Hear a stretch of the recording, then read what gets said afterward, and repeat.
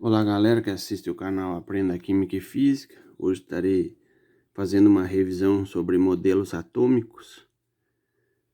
Para quem já deve ter estudado esse tema, fica como uma revisão, e para quem não estudou, fica como uma aula. Visto que já trabalhei esse assunto aqui no canal há um certo tempo, mas estou revisando devido à quarentena e muitos não verificam os vídeos que estão lá no início, né? Então vamos lá. O primeiro modelo atômico citado em modelos atômicos é o modelo atômico de Dalton, John Dalton. Dalton foi um cientista muito famoso, o mesmo cientista que descobriu a doença daltonismo. Ele desenvolveu um modelo atômico que ficou conhecido como bola de bilhar.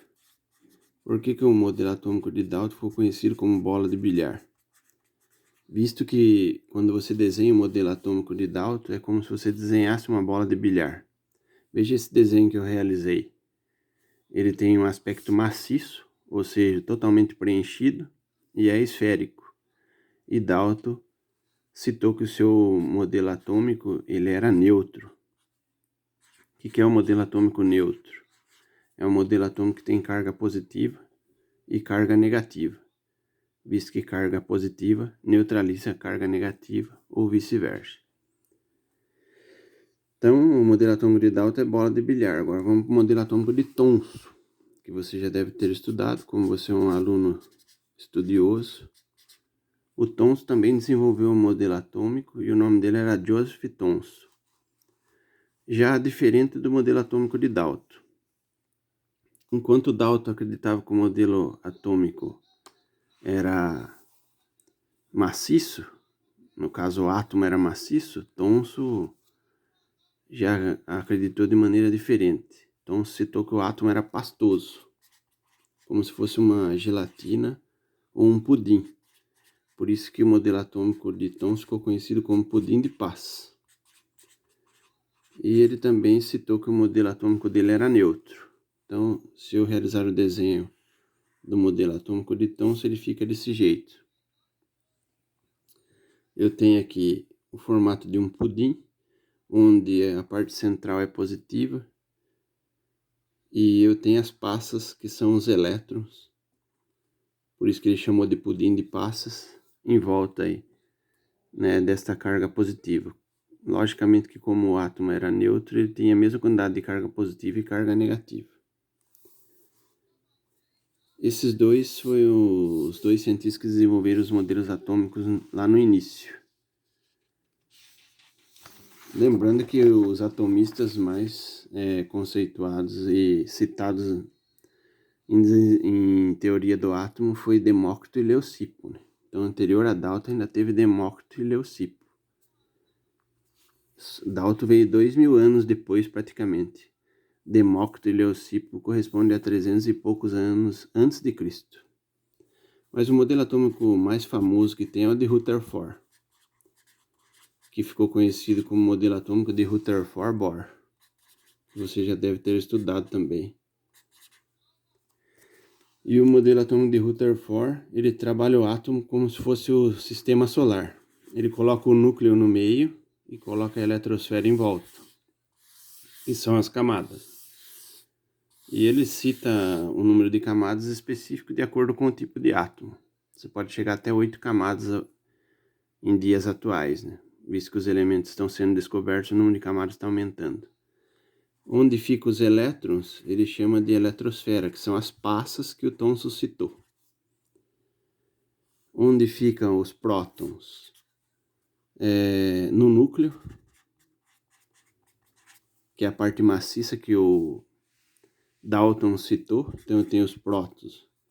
Só que como Thomson e Dalton citaram que o átomo era neutro, ele incluiu mais uma partícula aqui, que são os nêutrons, para fazer com que os elétrons que são negativos não se choquem com os prótons que são positivos.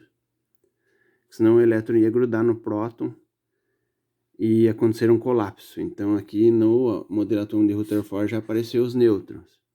E o cientista que descobriu os nêutrons foi um cientista muito famoso chamado Chadwick. Foi ele que descobriu os nêutrons. E o modelo atômico de Rutherford Bohr ficou conhecido como modelo planetário, porque é como se fosse o sistema solar, onde tem o núcleo, que seria o Sol, e os planetas, que são os elétrons que estão girando em torno do núcleo. O desejo do elétron é entrar no núcleo, mas ele não consegue porque tem os nêutrons. Dentro do núcleo você tem um próton, um nêutron. Um próton, um nêutron. Então os prótons estão isolados, eles são positivos. Querem se grudar nos elétrons, que são negativos, mas não conseguem. Então daí o elétron fica girando aqui. Isso dá sustentabilidade para o átomo de Rutherford. Como que o Rutherford descobriu isso aí? Ele pegou um bloco de chumbo, colocou um elemento radioativo aqui dentro chamado polônio. E no que ele colocou esse elemento radioativo aqui, ele abriu um orifício e fez com que a radiação saísse. Aí ele colocou uma barra de chumbo, que também passou aqui por um orifício, que é um furo, para não deixar a radiação escapar por aqui. Então, ou seja, ele centralizou a radiação. Aí aqui ele colocou uma lâmina de ouro. O ouro ele é composto por átomos. E aqui ele colocou uma placa detectora de sulfeto de zinco. Quando a radiação escapava de lá do bloco de chumbo, que é a radiação do polônio, ela passava direto e marcava aqui na placa detectora. Daí ele citou que o Thomson estava correto. O átomo ele tinha um certo vazio, que era a parte pastosa que o Thomson citou. Só que ele percebeu que tinha radiação que sofria desvio. E ele também percebeu que tinha radiação que batia e voltava. Daí ele deu razão para Dalton. Porque se tem radiação que está sofrendo desvio, significa que ela está batendo em algo. E se tem radiação que está voltando, significa que ela está batendo de frente com algo. No caso, seria o núcleo, que é compacto. Então a radiação chega aqui, bate de frente com o núcleo e volta. Se ela pegar de raspão no núcleo, ela sofre desvio.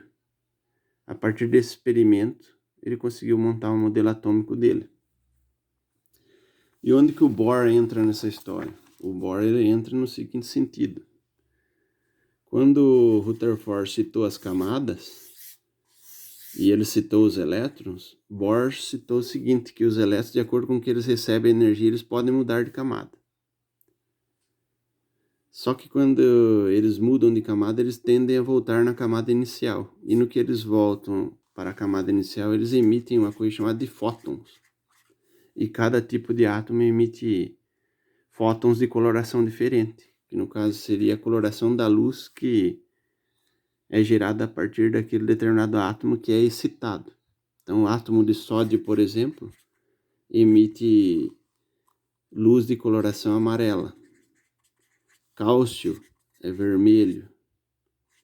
Bário esverdeado. Cobre também azulado. Potássio é violeta e assim vai.